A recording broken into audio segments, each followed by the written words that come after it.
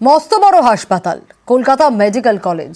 এই হাসপাতালেরই night shelter অপরিচ্ছন্ন, ছড়িয়ে ছিটিয়ে রয়েছে আবর্জনা, পড়ে রয়েছে মদের বোতলও।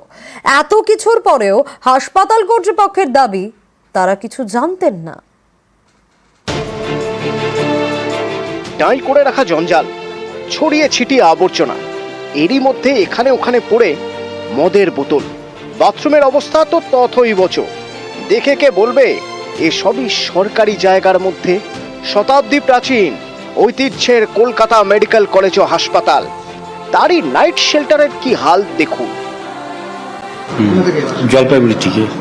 পরিষ্কার পরিচ্ছন্ন না, পরিষ্কার পরিচ্ছন্ন একদম নেই। বাথরুম খুবই নোংরা।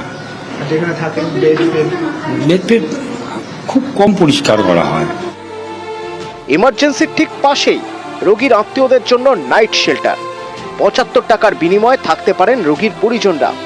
একতলায় ক্যান্টিন, দোতলায় মেয়েদের থাকার জায়গা, ৩ ও ৪ তলা ছেলেদের জন্য নির্দিষ্ট। সব মিলিয়ে ৭০ জনের থাকার ব্যবস্থা। সেখানেই এই হাল। এই যে রাত্রিনিবাস, সেই রাত্রিনিবাস একেবারে অপরিচ্ছন্ন। উল্লেখযোগ্য বিষয় হচ্ছে এখানে রোগীর পরিবারেরা থাকেন, মাত্র ৭৫ টাকা মূল্যে এখানে তারা থাকতে পারেন। কিন্তু সবচেয়ে যেটা উল্লেখযোগ্য বিষয় তা হচ্ছে এই রাত্রিনিবাসের একেবারে ওপরে চলছে নেশার আসর, ওপরে বসছে নেশার আসর, এবং এমনটাই ছবি কিন্তু উঠে এসেছে। সিঁড়ি দিয়ে উপরে উঠতে থাকলে চোখে পড়বে অপরিচ্ছন্নতার ছবি। দেওয়ালে পানের পিক, ঘরগুলিও অপরিষ্কার, যেখানে সেখানে পড়ে নোংরা আবর্জনা। বাথরুমে ঢুকলে তো গা গুলিয়ে উঠবে।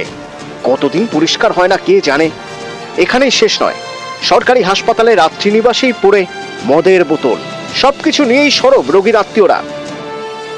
কোথা থেকে এসেছেন? মালদা থেকে। এখানে আছেন রোগী নিয়ে? হ্যাঁ। কিরকম পরিষ্কার পরিচ্ছন্ন? বাচ্চা কাচ্চাকে নিয়ে থাকা যায়, একটু পরিষ্কার পরিচ্ছন্ন হলে ভালো হতো।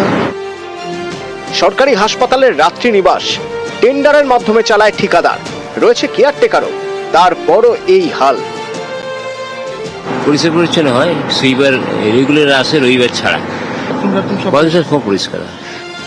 যদিও সাফাই নিয়ে কেয়ারটেকারের দাবি মানতে নারাজ রোগীর পরিজনরা। পরিষ্কার পরিচ্ছন্ন ঝাড়টার দেওয়া হয়, ওই মাঝে মধ্যে রোজ দেওয়া হয় না, 2-3 দিন ছাড়া অন্তর একবার করে দিয়ে যান। নিজেদের করে নিতে হয়? নিজেদের বলে বাথরুমটা নিজেরা টুকটাক পরিষ্কার করি। বাথরুম পরিষ্কার করার না এখানে কেউ সেরকম কাউকে দেখছি না। আমরা যিনি দায়িত্বে আছেন ওনাকে বলেছি কয়েকবার, সেরকম কেউ আসে না। ওই রাত্রিনিবাসে যেটা দেখা গেল যে নোংরা অপরিচ্ছন্ন অবস্থায় পড়ে রয়েছে, রোগীর পরিবারেরা অভিযোগ করছে। হ্যাঁ, ওটা ময়লা বলছে? হ্যাঁ, একদমই ময়লা, এবং আচ্ছা। ওপরে দেখলাম মদের বোতল ফোতল পড়ে রয়েছে। সে কি, এরকম তো হওয়ার কথা না। হ্যাঁ, আমাদের তো রেগুলার ইন্সপেকশন হয়, এরকম হওয়ার কথাই না। তো আমি করে দিচ্ছি, দেখে নিচ্ছি এক্ষুনি। ক্যামেরায় পিন্টু সরকার ও সৌমেন দাসের সঙ্গে সুদীপ্ত সেন, নিউজ 18 বাংলা।